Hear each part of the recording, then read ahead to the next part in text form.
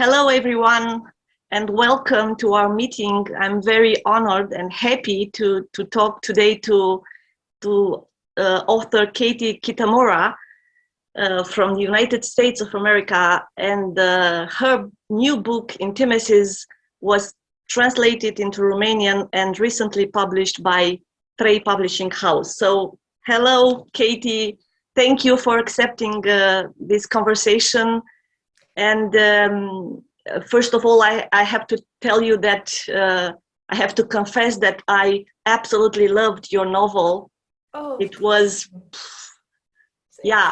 thank you for writing it. So, and it's hard when you like the novel and you're very excited about a book. It's difficult to find the proper questions and to ask the author just a few questions, because we have 30-40 minutes for this conversation. So among many other things, I would say that your book Intimități is a book about language, about the good and the evil power of the language. Is that correct?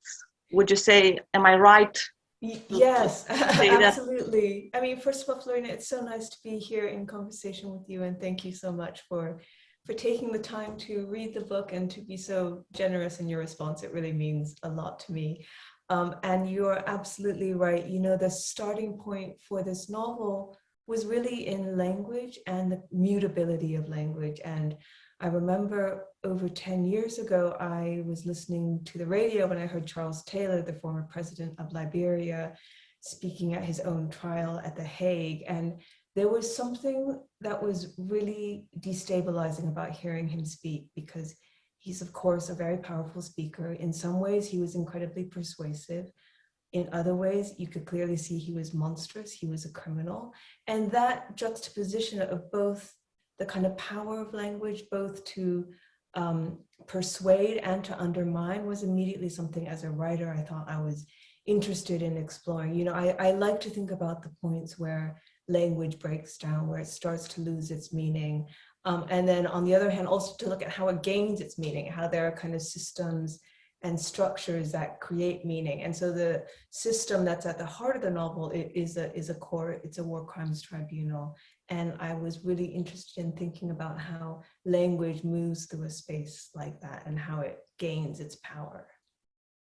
And I think in your previous book, you also talked about this, the power of language, because in Separation, it is about a translator, right? Here it's an interpreter, and in the previous book is about a translator, right? Yeah, absolutely. So I've worked with in the Separation was a translator, in Intimități it's an interpreter, and in the book I'm working on now it's an actor. So I'm really interested in I mean, it's funny, but for an author, I think I'm uncomfortable with authorship, and so I'm much more interested in characters who are speaking the words of other people, whether it's a translator who's interpreting and rewriting the words of another person, or an interpreter who is literally speaking, you know, the words of other people are put into the mouth of this character, which at times is very troubling to her.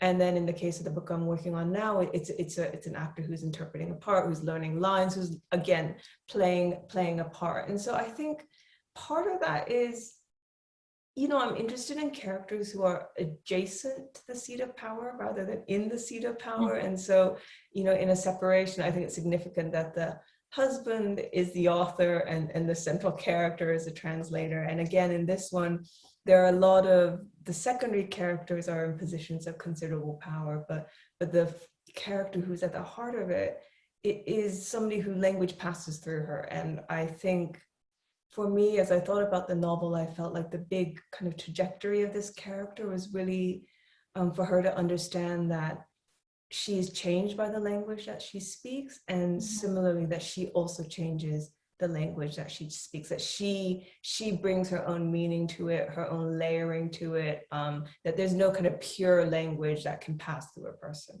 Yeah, well, I cannot wait the book you are writing at the moment. Me too. I have to finish it. Please do.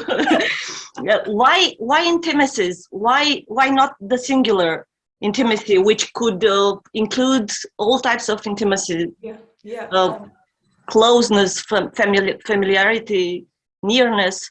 Yeah, I love that question. I mean, I had another working title for the book for a very, very long time, really almost up until publication. It was going to be called Terra Firma, which was, really about the kind of destabilization that the character feels. But I think after I read through a draft of the novel, I really realized that there was a lot of intimacy, but in many senses of the word. I think, there are the intimacies that she seeks, the things that she wants, closeness to her partner or her semi-partner, depending on how you look at it, intimacy with her family, familiarity with the place.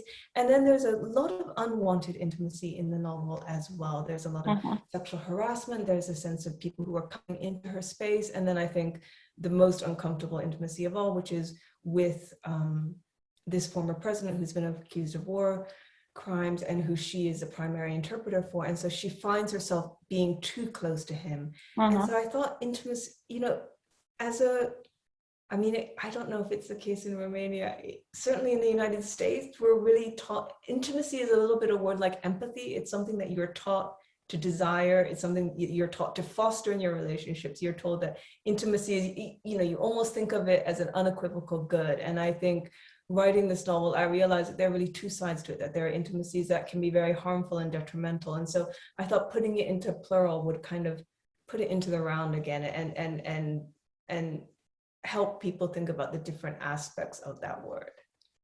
Yeah, it's not the same in Romanian because our history of communist, of former communist, and intimacy it's a word we avoided for so many years.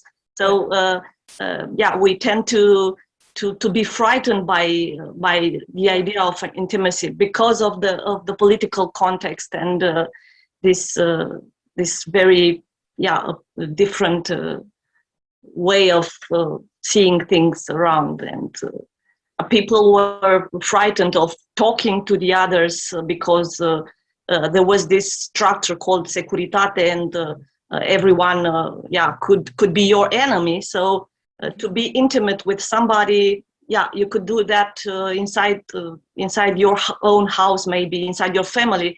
But even in your family, there were children who betrayed their parents to securitate. So intimacy, it's a difficult word for us. Yeah. But in a way, you already answered my next question, which was, does this act of interpretation or translation maybe create a sense of intimacy between the main female character and the African president? So is this a dangerous intimacy? Yes. I think it's, and first of all, thank you so much for sharing that with me about the kind of connotations of intimacy, which is completely just fascinating to know.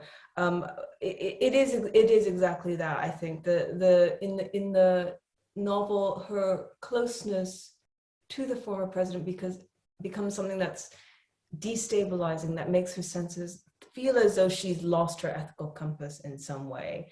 And a lot of the book, I interviewed a number of interpreters who worked at the International Criminal Court, and I asked them a little bit, of course, about the technical details of their work, but also about the kind of psychological and ethical aspects of it. And one of them told me that one of the most disturbing moments for him was when he realized that he was, quote unquote, rooting for the accused, and that when he was found innocent, even though he personally believed he had done everything he was accused of, he felt this incredible, tremendous feeling of relief because he had become close to that person.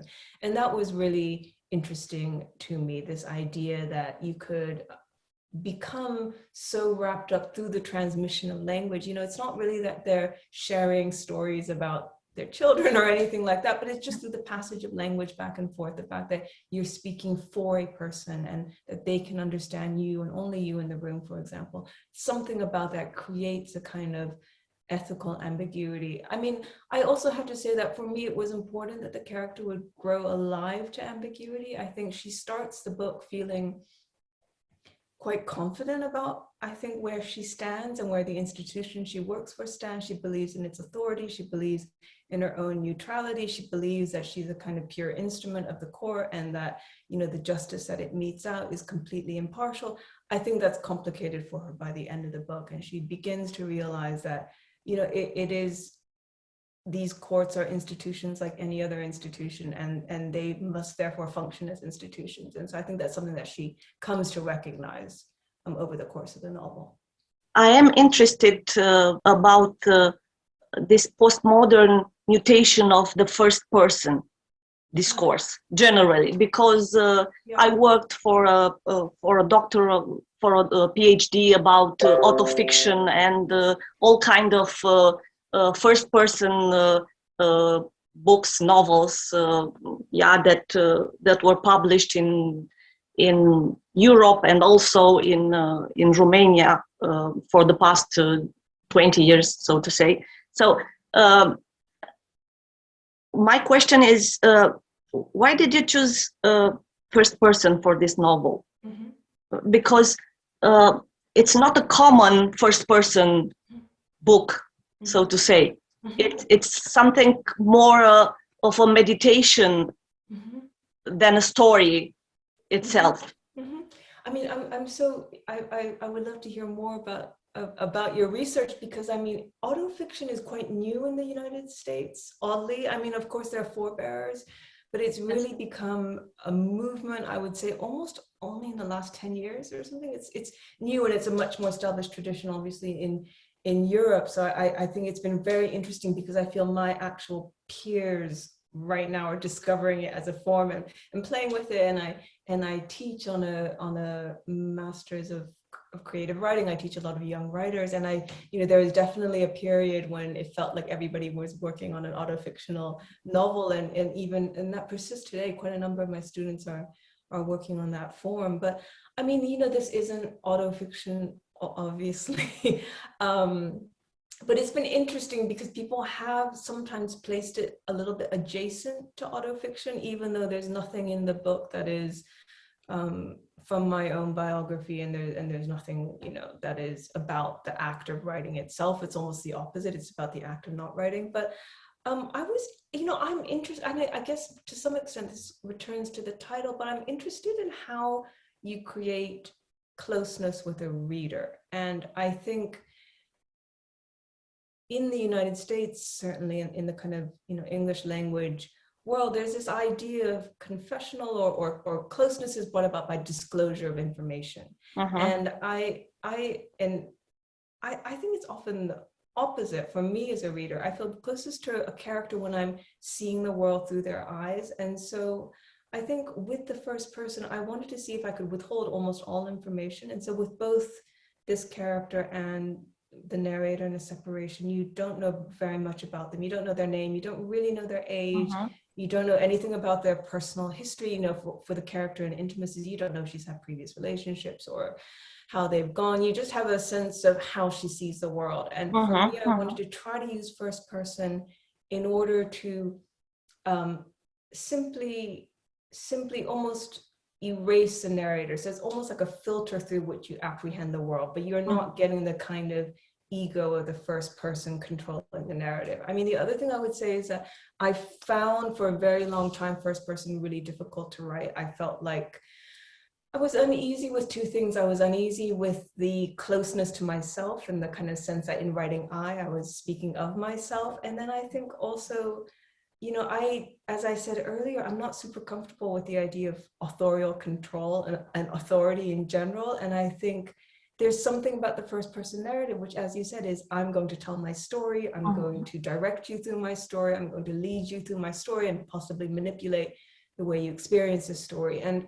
that none of that was, look, I think they're great novels that do that, and I enjoy them so much as a reader, but for me as a writer, it just wasn't what I was interested doing. But I think with this particular first person voice that I found, and which I really find very comfortable, it's much more about destabilization. And so I think one thing that she constantly does is she asserts and then questions and then reasserts. And so there's never a kind of stability to the world that she's creating. And that for me felt like something that was possible in first person, but not necessarily in third person, where I think you do have a more objective point of view. But what I wanted to show was a kind of the quality of a mind trying to figure things out on the page. And there was a lot that I had to figure out in terms of style as well. You know, as a writer, my natural impulse is to edit and, you know, take out anything that's unnecessary and make it as kind of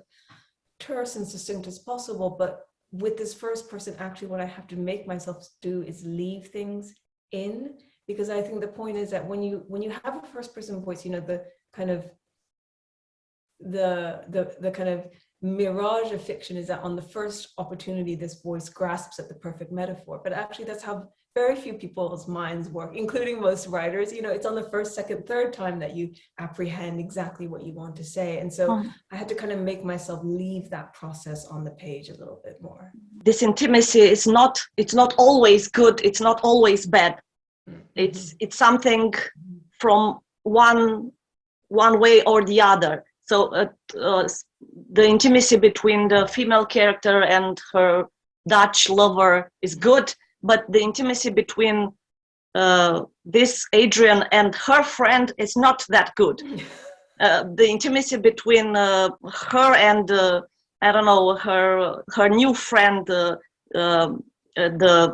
teacher who teaches art, is good, but the intimacy between her and the African president, it's not a good thing. So this duality, I don't know how to call it, of showing the intimacy was very interesting to see, because you even if we Romanians don't have this thing with intimacy, we are not very accustomed to the intimacy. It's important, and we tend to see it as a positive thing, and that's all.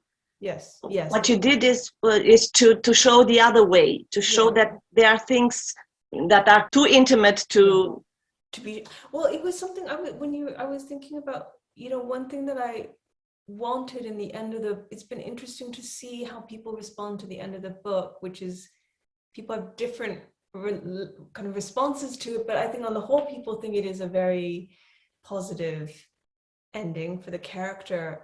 But you know, one thing I optimistic ending, and I think it is. But I always thought of it a little bit as a kind of middle-aged romance. I mean, it's a romance of resignation and compromise. And one element of it is that the fantasy of unbroken intimacy within a relationship is no longer alive for the central character. You know, one of the last things she says is that, you know, there will be things that we never know about each other, that there will be these kind of big gaps in our sense of who we are that we just will learn to navigate around in the dark. And that the older I get, that feels to me not only just the most realistic way, but also the most sustainable, because I think, I mean, certainly in America, there's this culture of like, as if in a relationship, there should be full disclosure of everything, that everything is shared. There's a kind of total exposure to your partner.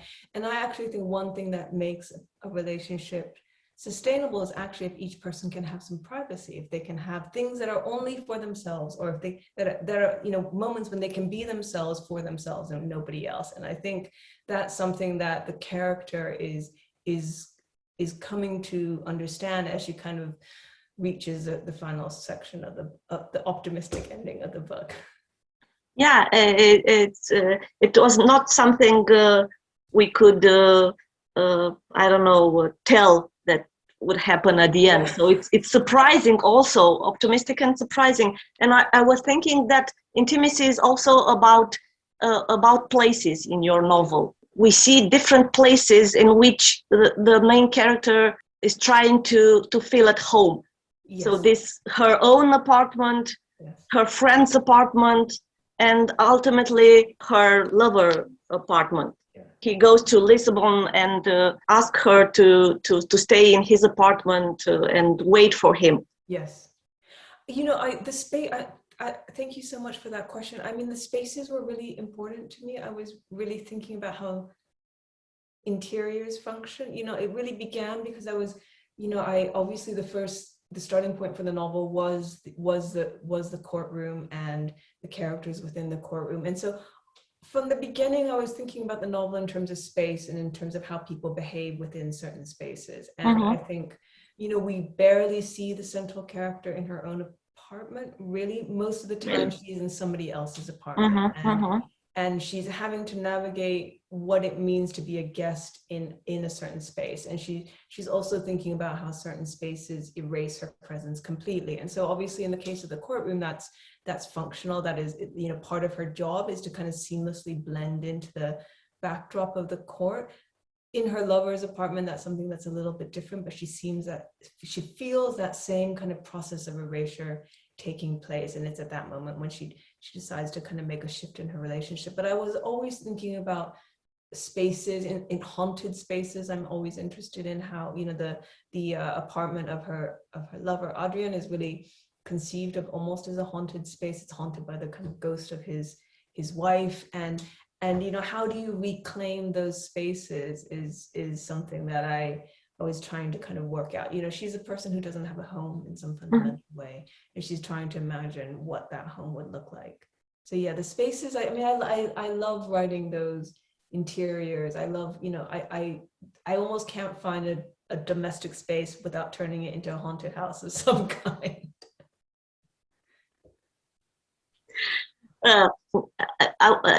When you mentioned Gaby, Adrian's wife, yes. It came into my mind that you are also interested, I guess, in this novel about fascinating people who are not necessarily good persons. This Gaby, who is an A girl, very successful, beautiful, and she has it all. She's very attractive to the others, and also the African president. It's what we call charisma.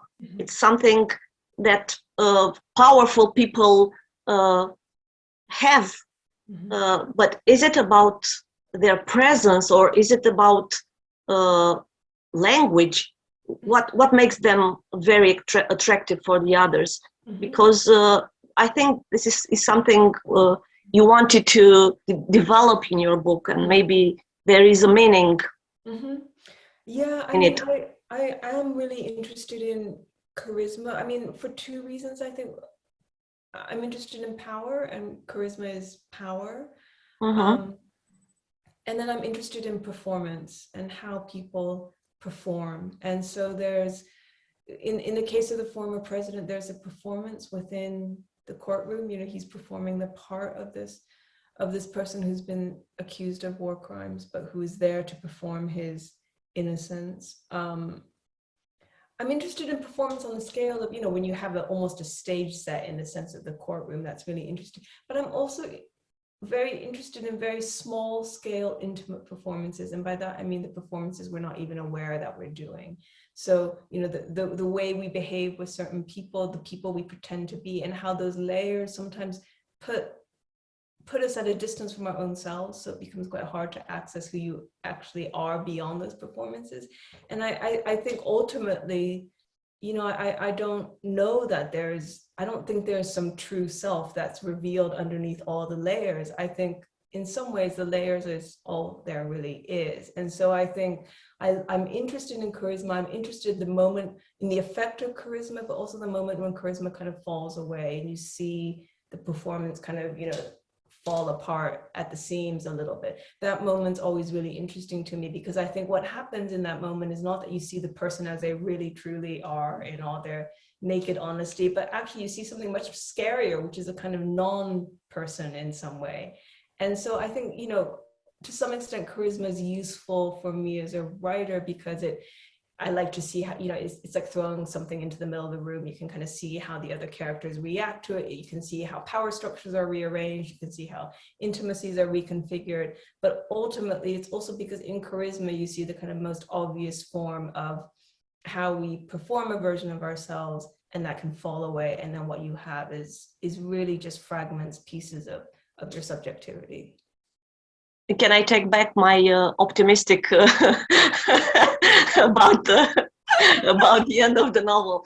No, really, because I was talking to a friend of mine because one reason I wrote the end of the novel the way I did was because I think with the separation, it has quite a gloomy ending in some ways, and I you have this sense of the kind of walls closing in on this character, and I knew I could do the same thing, and I kind of knew I knew how to do that, and I could almost feel myself, the most automatic thing for me to do would be just to write that ending for this book. And I always feel very nervous as a writer if I'm going to start writing a scene or a section and I know exactly how to do it. That kind of sets off alarm bells for me, because I feel like there's a danger that it becomes a bit automatic, or you're not discovering anything in the scene. So I was like, I can't do that. So I wanted to write something that felt expansive, or like the story was opening up, but also because I'm not an optimist at heart, I think I had to try to find a way of making it feel opening and expansive, but as pessimistic as my true soul really is.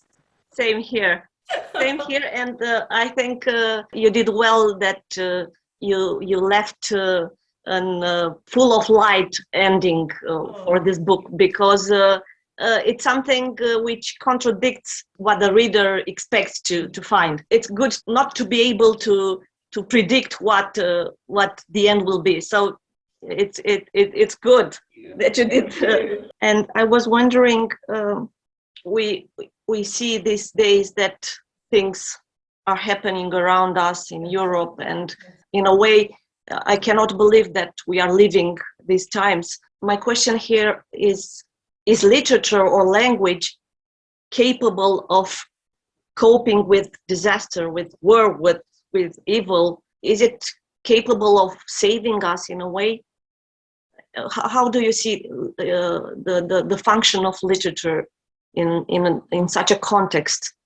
It's a question that I think every writer asks themselves, I think, in moments like this, and I don't really have an answer. I think literature has power, and that's why it's always under threat. I think that's why so many writers are censored. I think that's why so many books are banned. I think it must have power to repressive forces, because otherwise, why would it be perceived as such a threat? It must do something. I think it doesn't feel like it in the moment, but it does have that transformative power. I mean, I think fiction has the ability to provide a quite remarkable document of what it feels like in a particular moment. And sometimes it feels like that's all you can do, is communicate what it felt like, because you don't necessarily have the analysis to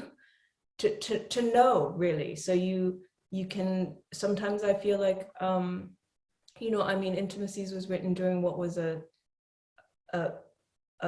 turbulent, relatively speaking, time in American politics. And I think, even though it's set in the kind of pre-Trump administration years, it's set in 2016, which is the year of the election and the year of Brexit. It's not, but it was written really between 2016 and 2020. And I think in that sense, it's a novel that is about anxiety. It's a novel that's about complicity. It's a novel about saying, what does it mean to be part of a structure whose very being you don't agree with, and what are your options then? And I think, I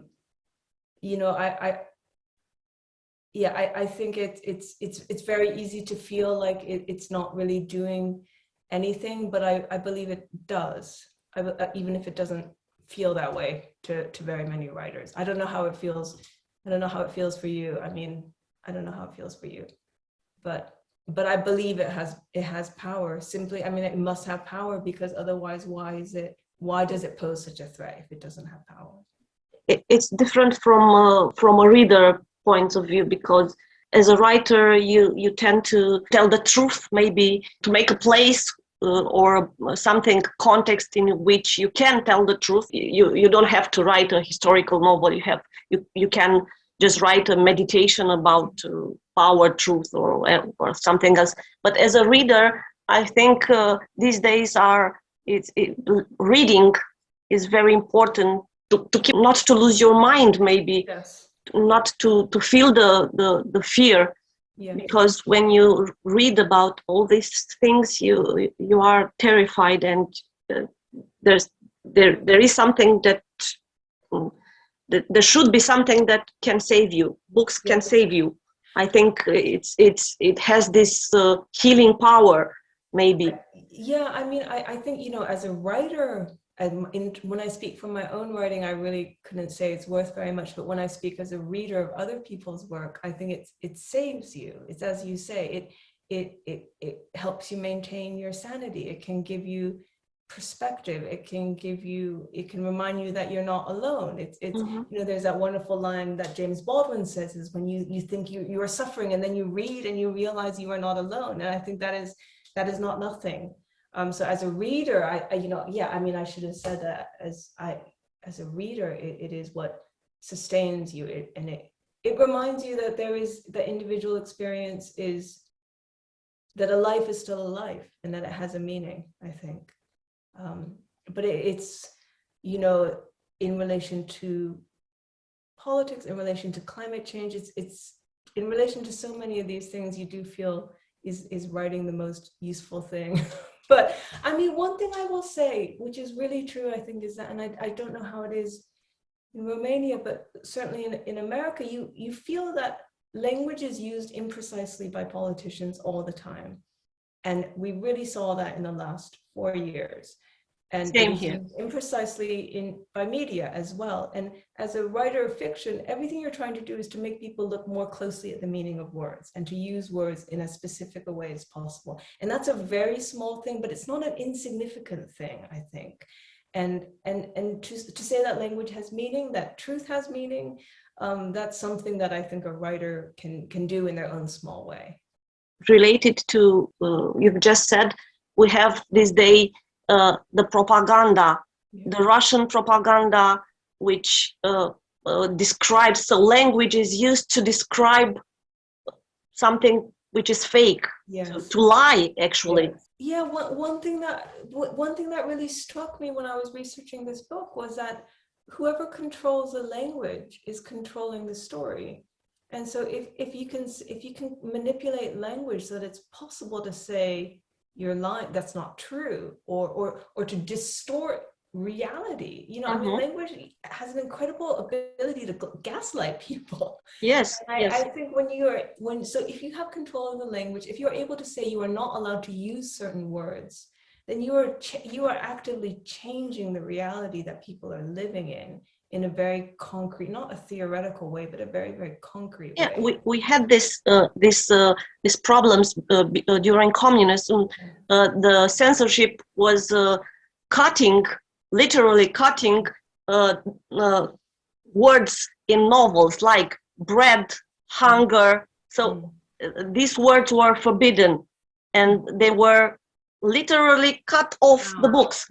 So there was somebody, a person who was doing this, cutting these dangerous words from books, from novels, from Romanian novels. So can you imagine that you cannot have sweets or coffee or bread, because in reality we didn't have these things. So you cannot write about things that are not present in our lives. Yes. Yeah, it's quite interesting how you can manipulate and distort reality through language. There is a novel by a Japanese writer called Yoko Ogawa called The Memory Police, and they remove. Have you read it? And no, it was recently translated into Romanian, so I bought it. It's still on my bookshelves. I mean, it's a great book, and one of the things is that the authorities remove a word every now and again. and then they remove all evidence of the word from the, and so suddenly, like, you know, table will be gone, and then all the tables have to be removed. And it's this idea that in controlling language, you're controlling people's reality, and that's what an authoritarian government will do. Is I think, you know, maybe a way of thinking about what the work of a writer might be in these situations. Okay, thank you very much, Katie, and thank you for your wonderful answers. And we are waiting for you to come to Romania and meet your readers. I would love. Thank you again, and thank you for the book. Thank you. You wrote, and I cannot wait the next book. Thank you so much. Goodbye. Thank you.